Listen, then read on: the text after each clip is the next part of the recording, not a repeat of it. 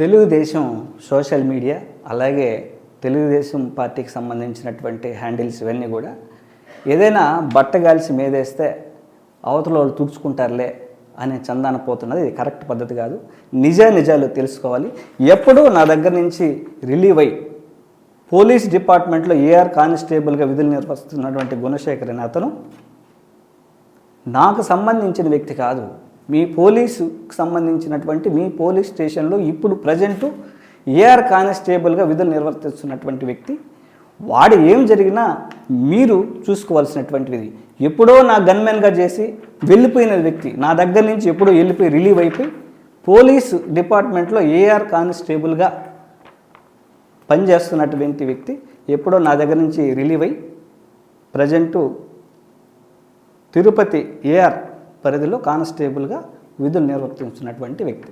అంతేగాని ఎప్పుడో నాకు పనిచేసి నా దగ్గర నుంచి వెళ్ళిపోయినటువంటి వ్యక్తిని కూడా నాకు ఆపాదించడం కరెక్ట్ కాదు. తెలుగుదేశం పార్టీ అధికారంలోకి వచ్చే ముందు మేము రాష్ట్రంలో గంజాయి డ్రగ్స్ వీటన్నిటి మీద 100 రోజుల్లో ప్రక్షాళన చేస్తామన్నారు. మీ పోలీస్ వ్యవస్థే ఈ పనులు చేస్తుంటే దాన్ని ఎంక్వైరీ చేసి దాని వెనక ఎవరు ఉన్నారు పట్టుకొని శిక్షించాల్సింది పోయి మీ పోలీస్ వైఫల్యాన్ని మాకు వైఎస్ఆర్ కాంగ్రెస్ పార్టీకి అలాగే నాకు పోయాలంటే అది కరెక్ట్ కాదు.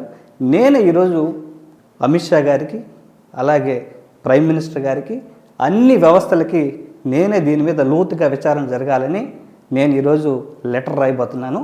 దీని మీద బహిరంగ చర్చకు సవాలుకు నేను సిద్ధం. మీ తప్పుల్ని మీ వైఫల్యాల్ని వైఎస్ఆర్ కాంగ్రెస్ పార్టీ కంటగట్టాలంటే చూస్తూ ఊరుకోం.